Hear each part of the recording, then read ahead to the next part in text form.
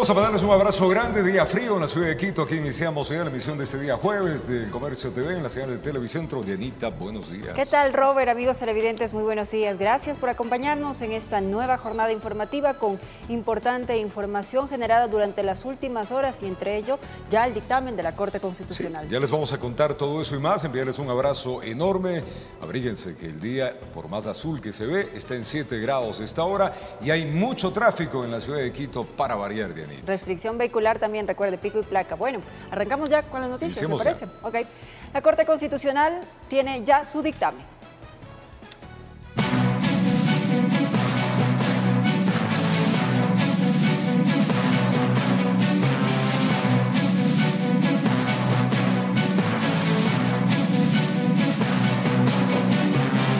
Efectivamente, como se lo dijo, ya se emitió el dictamen favorable para el enjuiciamiento político del presidente Guillermo Lasso. El proceso continuará en el legislativo. El organismo, pues, inadmitió las dos acusaciones relativas al presunto delito de concusión y admitió la acusación por peculado. En sesión extraordinaria de este 29 de marzo, la Corte Constitucional dio paso al juicio político al presidente Guillermo Lasso. En ese contexto se comprende que el fallo del examen de admisibilidad fue positivo. De manera formal, el documento que busca la censura y destitución del presidente de la República regresará nuevamente al legislativo para su tratamiento por parte de la Comisión de Fiscalización. Como respetuosos de ese sistema de pesos y contrapesos, de la Corte de Cortes que se ha pronunciado, del Estado de Derecho, acataremos ese dictamen y llevaremos adelante el juicio político hasta las últimas consecuencias, donde permitiremos que el presidente de la República se defienda como corresponde. Fueron 6 votos a favor por parte de los magistrados de la Corte Constitucional los que dieron luz verde para el juicio político en contra del primer mandatario de la República. La causal, peculado. Dentro del proceso, los interpelantes deberán sustentar con las pruebas de rigor la acusación planteada para el enjuiciamiento político al primer mandatario. De su parte, el presidente Lasso tendrá 10 días para defenderse y contestar las acusaciones políticas. Informó Javier Rosero. Y el Gobierno Nacional, a través de un comunicado, manifestó su respeto ante la decisión de la Corte Constitucional de admitir el juicio político contra el presidente Guillermo Lasso. En el documento se indica que el Ejecutivo, a pesar de acatar la resolución, no coincide con ella y que dicha medida no valida de ninguna forma los argumentos de la legislatura, los cuales señalan carecen de fundamento legal. En este tema se pronunció una de las ponentes del juicio, la asambleísta por el correísmo Viviana Veloz. Escuchemos sus declaraciones. Hay que hacer un llamado a aquellas fuerzas políticas que manifestaron públicamente que si la Corte Constitucional daba el dictamen de admisibilidad, sus votos iban a estar ahí. Esperamos que existan estos 92 votos y que las fuerzas políticas no se retracten. Recordemos que para que se configure la causal de la muerte cruzada, específicamente en el artículo 148 de la Constitución, hay que cumplir varios parámetros y en este momento no existirían esos parámetros.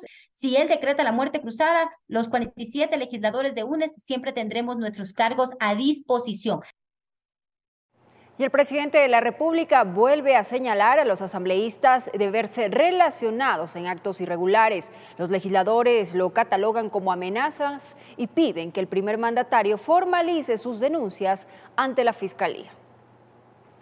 En medio de la tensión política, el primer mandatario dijo que revelará nombres de asambleístas vinculados con mafias. Le iré dando un detalle a todos los ecuatorianos, de cada uno de aquellos asambleístas, para que sepan el listado de sus fechorías.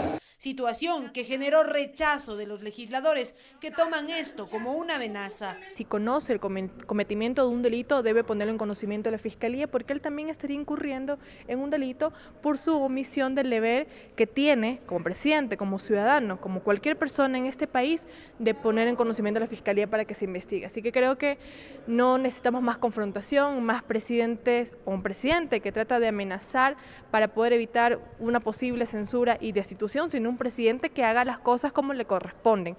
No es la primera vez que el presidente de la República hace este tipo de señalamientos. La vez pasada acusó a 5 asambleístas de Pachacuti de supuestos actos de corrupción. En ese sentido deberá presentar las acciones correspondientes, así ya se lo ha hecho en el pasado cuando el presidente anunció que habrían presuntos jueces que no trabajan en función de la justicia sino de otros intereses, y al día siguiente inmediatamente el gobierno nacional puso la denuncia en fiscalía.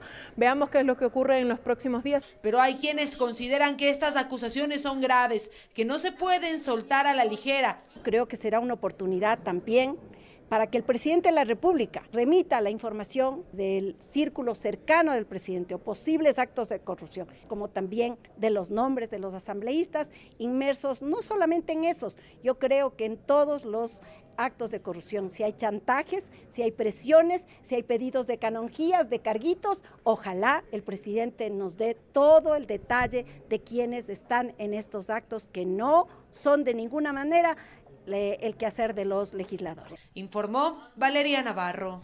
El precio fluctuante del barril de petróleo podría poner en apuros al gobierno nacional para cumplir con sus obligaciones presupuestarias, lo que podría complicar con una posible crisis financiera en los Estados Unidos. Veamos. Literalmente agarrado de un salvavidas estaría el gobierno nacional con el precio fluctuante del barril de petróleo. En estos días el WTI está en $73.95, pero nuestro crudo tiene un castigo de $8 a $15. Sin olvidar que la semana pasada se nos pagó alrededor de $56. Y eso significa, según declaraciones del Ministerio de Economía, unos 100 millones de pérdidas más o menos, ¿no? Con respecto al precio que deberíamos tener en presupuesto.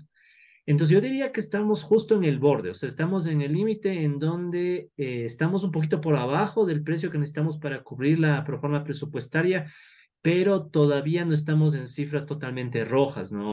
John Cajas, analista económico, refiere que el régimen presentó la proforma presupuestaria con precio del barril de $65. Yo creo que sería preocupante si, por ejemplo, cae una crisis financiera internacional en Estados Unidos, que es algo que está empezando a sonar, y ahí sí el precio del petróleo puede tener una caída fuerte. Hay un antecedente histórico. En el año 2009, cuando fue la crisis financiera internacional, el precio del crudo internacional, que de hecho estaba súper alto, por encima de los $100 por barril, llegó a caer abruptamente hasta $20. Entonces, podríamos esperar que haya una caída de esta magnitud si es que la crisis financiera internacional se consolida, y ahí sí que el Ecuador estaría en aprietos, ¿no? Henry Llanes acota que también factores internos habrían incidido en la reducción de recursos económicos, como es la ruptura de los oleoductos y la toma de pozos petroleros por comunidades amazónicas, aparentemente por incumplimientos. Nosotros, por ejemplo, en la mesa 1 y en la mesa 5 llegamos a acuerdos para reformar la ley de hidrocarburos, para hacer que Petroecuador se maneje, se administre con una ley específica, para reformar a la ley de minería, para crear una ley de consulta previa, para reformar la ley de la circunscripción amazónica, y nada de eso se ha hecho. Caja sugiere otras salidas para no estar sujetos a la actividad petrolera. La liquidez que se logre obtener, sobre todo, por ejemplo, reforma tributaria, impuesto a la renta que recién se ha cobrado y algunos recursos de reservas, inmediatamente canalizarlos para ejecutar el presupuesto y no esperar a que el precio del petróleo se caiga para recién actuar, ¿no? Todo dependerá de cómo se mueva el precio del barril de petróleo en los próximos días, informó Héctor Romero. Y el presidente de la República, Guillermo Lasso, recibió la visita de la embajadora Linda Thomas Greenfield, representante de los Estados Unidos ante las Naciones Unidas. Esta reunión busca alcanzar objetivos regionales de paz, seguridad, democracia y promover iniciativas humanitarias. En el Palacio de Carondelet fue recibida Linda Thomas Greenfield. La embajadora de los Estados Unidos ante la ONU sostuvo de manera privada una reunión con el primer mandatario Guillermo Lasso, así como con otros funcionarios de gobierno, entre ellos el canciller Juan Carlos Holguín. El presidente Lasso y la embajadora Thomas Greenfield coincidieron en la importancia y voluntad de ambos países de seguir trabajando en conjunto en el Consejo de Seguridad sobre otras temáticas que nos unen. Durante el encuentro abordamos temas relevantes como la prevención de conflictos, la inseguridad alimentaria, el tema humanitario en Ucrania, el lanzamiento de misiles balísticos por parte de la República Popular Democrática de Corea, la situación humanitaria en Siria, asuntos regionales y, como comentaba, la urgente situación de Haití que requiere una respuesta inmediata de nuestros países. De manera pública, Thomas manifestó la importancia del Comité del Consejo de Seguridad y del trabajo conjunto como parte de la diplomacia para resolver conflictos. Ecuador también ha empezado con prioridades clave de su tiempo en el Consejo, como la protección de civiles, los temas de mujer, paz y seguridad. De otra parte, resaltó el trabajo solidario que ha llevado adelante el país en torno a los miles de migrantes que ha recibido a propósito de la crisis que vive en otras naciones.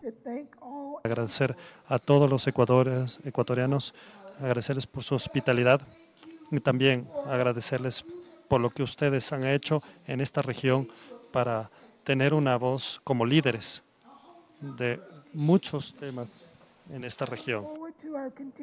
En resumen, estos temas englobaron la agenda a tratarse en el Palacio de Gobierno, pues concretó los puntos en torno a los objetivos regionales de paz, seguridad, democracia e iniciativas humanitarias.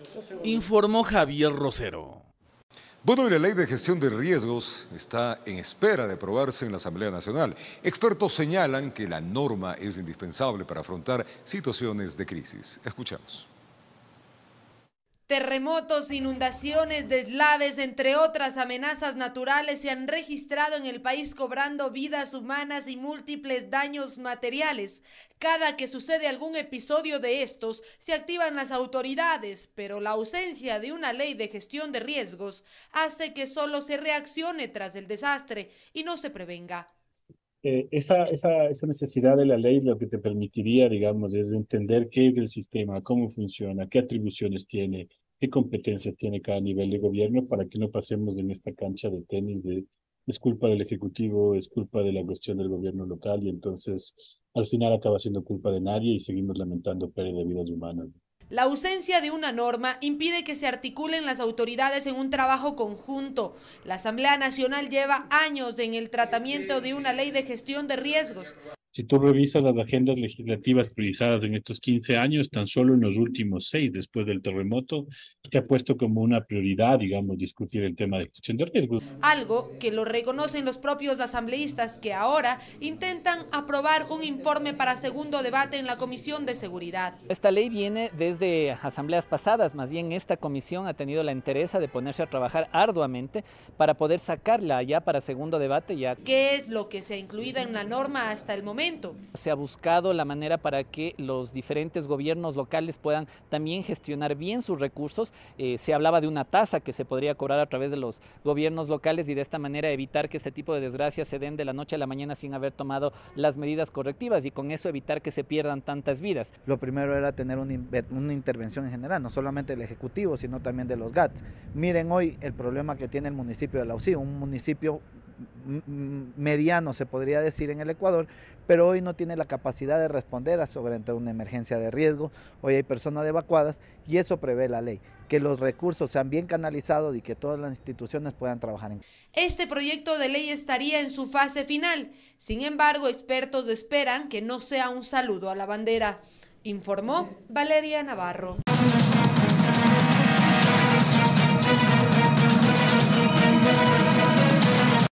Un nuevo atentado criminal acabó con la vida del gerente del Hospital Delfina Torres de Esmeraldas. El ataque fue perpetrado por 2 sicarios, quienes impactaron con más de 60 tiros al funcionario público. En la siguiente nota les contamos los detalles de todo lo ocurrido.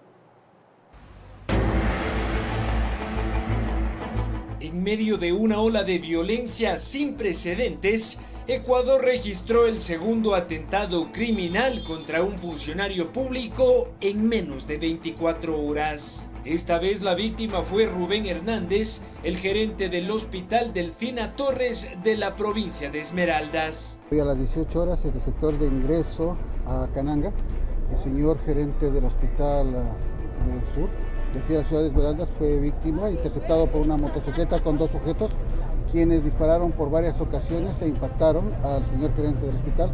Tras el ataque, el funcionario fue trasladado a una casa de salud en Quito con pronóstico reservado. Sin embargo, horas más tarde, el Ministerio de Salud, a través de un comunicado, confirmó su muerte.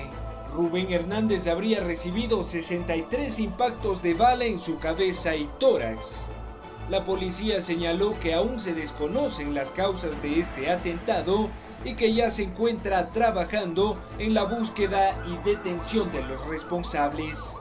Las unidades están operando en este momento, están realizando varios operativos en la ciudad para identificar a la motocicleta que está identificada en su momento con los causantes que se estaban trasladando y generaron el hecho violento.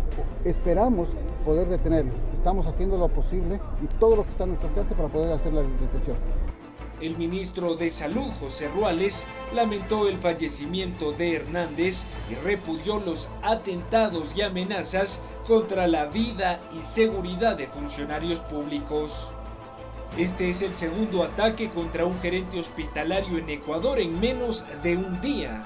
El martes pasado, Natalie López, gerente de la Casa de Salud Teodoro Carbo de Guayaquil, fue acribillada por sicarios mientras se trasladaba a su casa, informó Álvaro Terán.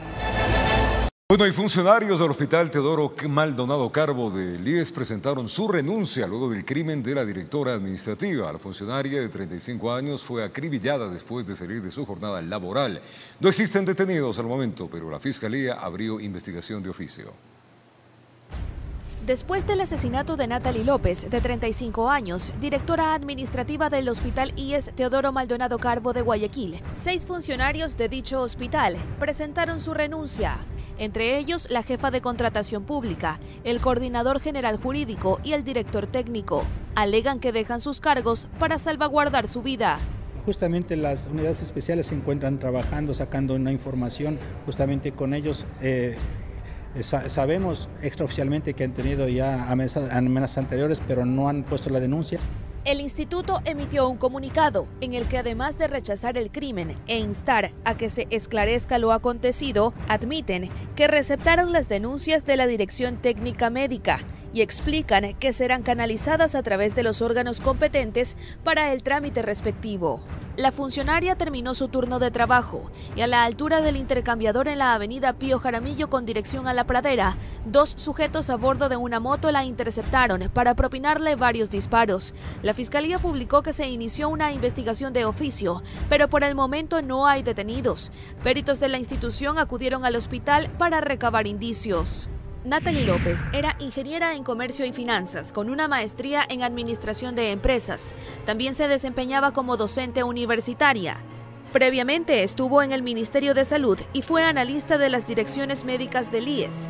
Precisamente en el Teodoro Maldonado Carbo había iniciado procesos disciplinarios contra encargados de abastecimiento de medicinas. El vicepresidente de la República, Alfredo Borrero, indicó que su crimen enluta al país, pero sobre todo al sistema sanitario, en el que aportaba con profesionalismo y calidad humana. Asimismo, se refirió el gobernador del Guayas. Está la policía con toda su inteligencia volcada en el tema, un suceso muy lamentable, como los sucesos que ocurren en Guayaquil y en la provincia. Recordemos que el gerente del Hospital Teodoro Maldonado Carbo, Francisco Pérez, fue víctima de un intento de secuestro el 10 de febrero del año en curso, cuando llegaba a su domicilio. Mientras que en agosto del 2022 presentó una denuncia por intimidación, un mes después de asumir el cargo. También se produjeron altercados con ex trabajadores del área de limpieza que exigían el pago de 3 años de salarios y reclamaron por la terminación del contrato. Las autoridades investigan el móvil del asesinato de López, informó Adriana Peralta. Y 3 personas de la lista de los más buscados por diferentes delitos fueron ubicados por agentes del bloque de búsqueda de la Policía Nacional. Los operativos se realizaron en las provincias del Guayas, El Oro y Estados Unidos. El primer caso responde al cuarto más buscado de la provincia de Manabí. Manuel VG, de 38 años de edad, está acusado de disparar a 2 hermanos en medio de una riña, donde uno lamentablemente falleció. El hecho ocurrió en el año 2021. Desde entonces pasó a ser prófugo de la justicia. Se encontraba resguardado en fincas de propiedad de la familia. Esto dificultaba la labor investigativa de los agentes del bloque de búsqueda por la dificultad y la peligrosidad del sector. Todo este tiempo logró esconderse trabajando en fincas alejadas de la ciudad. El sospechoso cuenta con difusión roja y estaría relacionado a otros hechos violentos. Se dedicaba al sicariato de varias personas, salía a la provincia de Manabí, a diferentes partes de la provincia de Manabí y a la provincia de Guayaquil, cometía sus hechos ilícitos y se resguardaba nuevamente en el sector de Cascol, en estas fincas. El segundo caso corresponde al 13º más buscado a nivel nacional. Miguel Ángel, de 24 años de edad, está acusado de asesinar a un adolescente. El hecho ocurrió en Puerto Bolívar. También contaba con difusión roja. Se presume que todo este hecho se había suscitado por un ajuste de cuentas entre las dos personas. Sin embargo, esta persona también se tiene información de que habría participado en otros hechos delictivos. El último caso se desarrolló en Estados Unidos. Con colaboración de organismos de ese país, lograron dar con el paradero de Johnny C., de 54 años de edad, tercero más buscado de Cañar. Es sospechoso de agredir sexualmente a su hijo de 10 años de edad. Acto ocurrido en el año 2013. El bloque de búsqueda hasta la presente fecha ha realizado la captura de 15 ciudadanos más buscados. Al igual que los dos casos anteriores, contaba con difusión roja de Interpol. En Quito informó Iván Casamen.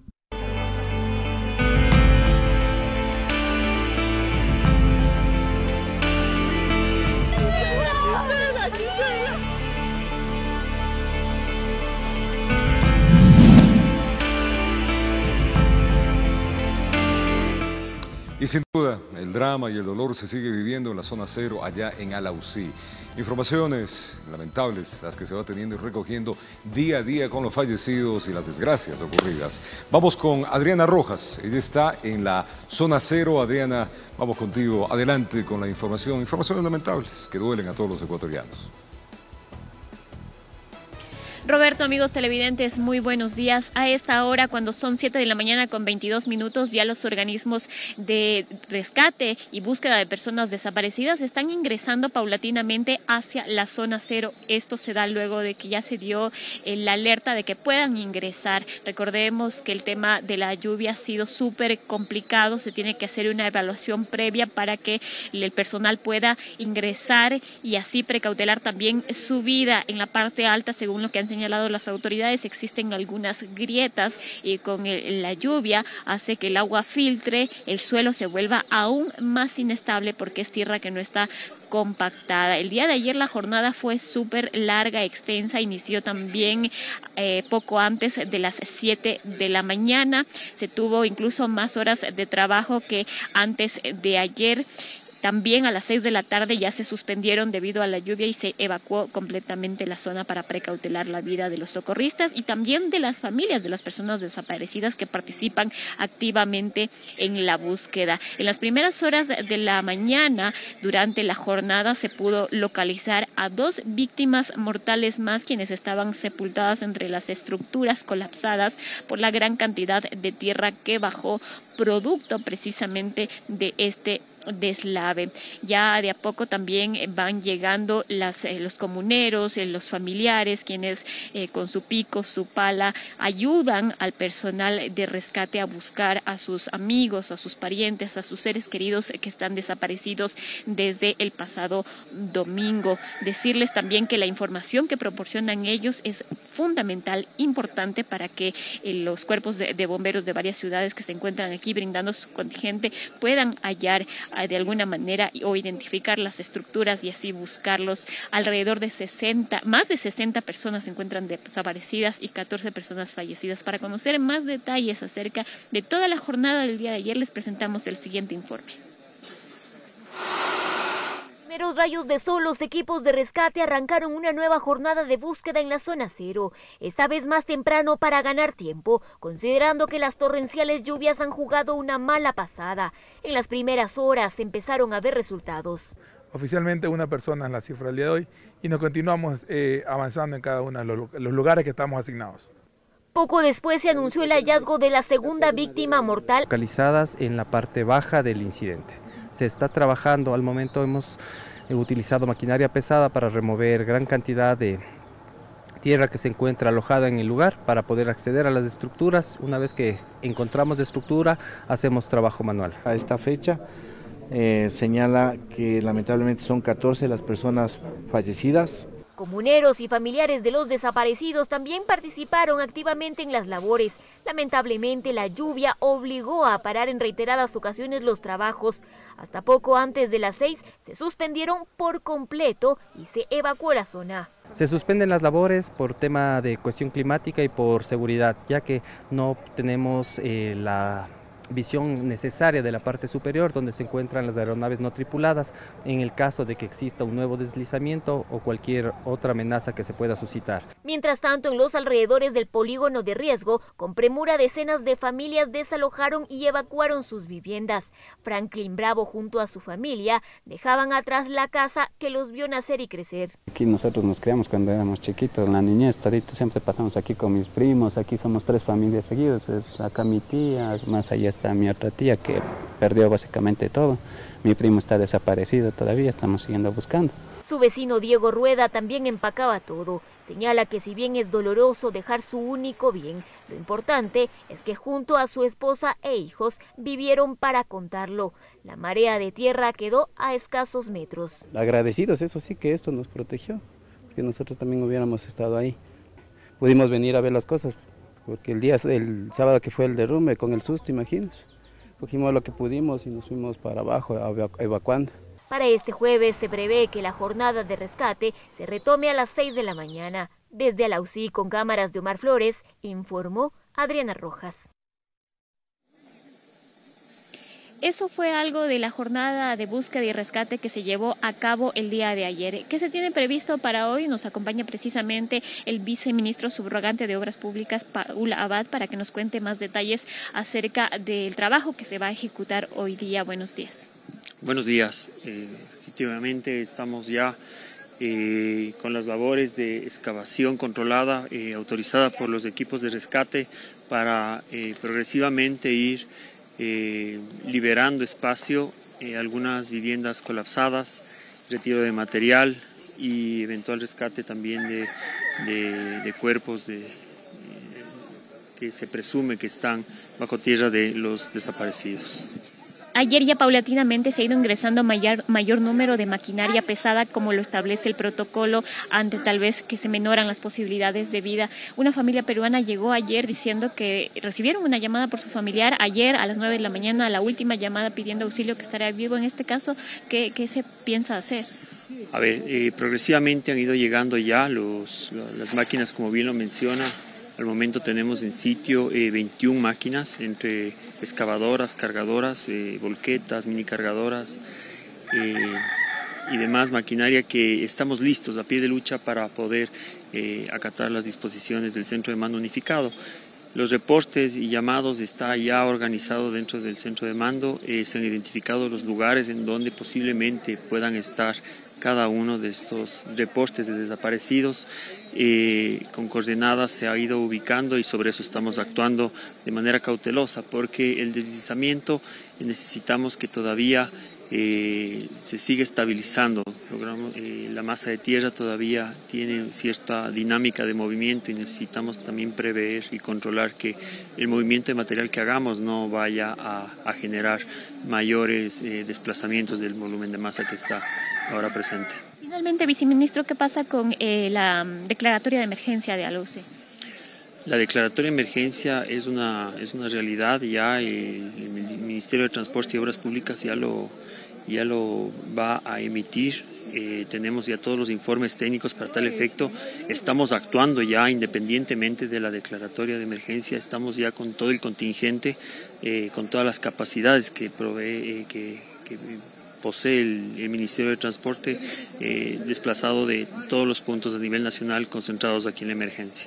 Muchísimas gracias, viceministro, por esta importante información. Es el viceministro subrogante de Obras Públicas. Ha señalado que ya se encuentran listos los informes para declarar en estado de emergencia a la UCI. Este estado de emergencia permitiría que las obras emergentes se puedan efectuar de forma más rápida. Por ejemplo, el tema de la vía E35, que fue una de las ingresos importantes hasta este punto y conexión con la provincia de Azuay. Esta es una de las preocupaciones precisamente de los moradores que quedan incomunicados. Así que, Robert, esa es la información, 7 de la mañana, 29 minutos. Importante información. Ana Rojas, ella está en la zona cero. Ayer se vieron momentos dramáticos. Un comerciante también de 51 años peruano llamó desde los escombros a su hija y pide que lo rescaten. En fin, fueron momentos complicados los que se está viviendo. Familias enteras han fallecido. Esto lo estaremos contando en otras emisiones. Tiempo de una pausa. Ya venimos. Vamos con más noticias, amigos televidentes. En el municipio de Quito, pues se presentó una página web con la información relacionada a la actividad del volcán Cotopaxi. Además del sitio web, contará con tutoriales para conocer cómo llegar a los sitios seguros, rutas de evacuación y ubicación de los albergues. La alerta amarilla del Cotopaxi se mantiene, lo que significa que la actividad del volcán es moderada. Sin embargo, existe la posibilidad de cambios de comportamiento en el coloso, un incremento de la actividad o una erupción que repercutiría en varias zonas del distrito metropolitano. Tenemos una población afectada en el Valle de los Chillos y en el Valle de Tumbaco, mayoritariamente 20.000 personas, que es lo que se ha construido con el trabajo de la Dirección de Riesgos. Incluso podrían existir problemas de conectividad entre parroquias. Todos los cruces del río tienen puentes que son bajos, que son vulnerables a destruirse, de tal manera que la interconectividad de este-oeste, de la ciudad con el aeropuerto, por ejemplo, de lo que sería Pinta con Quito, de lo que sería Pifo con Quito y viceversa, todo eso se vería interrumpido. Para sobrellevar estas posibilidades es necesario prevenir. La pregunta es cómo hacerlo. Uno de los mecanismos es conocer las rutas de evacuación, los puntos seguros y la ubicación de los albergues. Esta información la podrán encontrar desde ahora en www.volcancotopaxi.es, el sitio web creado por el Cabildo. Pero también que se tomen el trabajo de realizar estos mapas y aunque se demoren 2 horas acudiendo hasta el punto seguro, caminando todos los fines de semana, se tomen ese trabajo en estos días, porque es importante que estemos preparados. La recomendación de la Secretaría Metropolitana de Seguridad es que quien esté ubicado en una zona de riesgo tenga una familia acogiente donde resguardarse, pues en los albergues no hay capacidad para todos. Aunque los albergues están listos y podemos estar preparados, no hay la capacidad para tantas personas en el caso de que haya una erupción grande. El Cabildo estableció que de presentarse una erupción del Cotopaxi, tendrían una eventual afectación cerca de 1.351 hectáreas distribuidas en especial en el Valle de los Chillos y Tumbaco, informó Sofía Vintimilla. Y el déficit de médicos es uno de los factores que influyen en las demoras que presentan los afiliados al IES al momento de agendar una consulta, una cita con un especialista. El Hospital Teodoro Maldonado Carbo de la ciudad de Guayaquil, por ejemplo, ha optado por extender los horarios de atención para mitigar este problema. ¿Cómo lo hacen? Le contamos. Luego de presentar denuncias de afiliados del Instituto Ecuatoriano de Seguridad Social sobre demoras en el agendamiento de citas con médicos especialistas, el gerente del Hospital Teodoro Maldonado Carbo explica que al menos el 40% de pacientes que llegan a este hospital deberían ser derivados a unidades de segundo nivel, es decir, pacientes que no tienen una enfermedad catastrófica o enfermedad de base. Y ya está encaminándose ya para que eso vaya funcionando. Entonces lo estamos trabajando en conjunto con la coordinación provincial y trabajándolo en red con las diferentes unidades del IES. Por otra parte, existe un déficit de especialistas que solventarán, asegura, con nuevas contrataciones. Tenemos también médicos que no han renunciado, tenemos médicos que se han jubilado. Entonces, al jubilarse los médicos o médicos que han renunciado, como en las especialidades de oftalmología, cardiología, oncología, neurología, geriatría. Adicionalmente, extenderán los turnos hasta las 7 de la noche. ¿Y qué hacemos con esto? Vamos a aumentar también las consultas médicas que están rezagadas. Solicitamos una entrevista al gerente del Hospital IES Ceibos, pero hasta el cierre de este reportaje no tuvimos una respuesta. Entre tanto, los pacientes no solo se enfrentan al miedo de padecer una enfermedad, a eso se suma. Realmente tenemos miedo para ser jubilados y ser mal atendidos después de 35 años de pagar todo ese tiempo. Informó Adriana Peralta.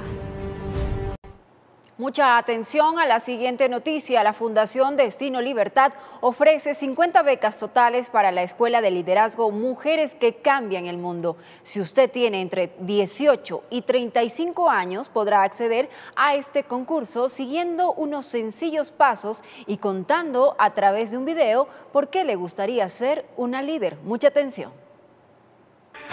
La Escuela de Liderazgo Mujeres que Cambian el Mundo llega a Quito.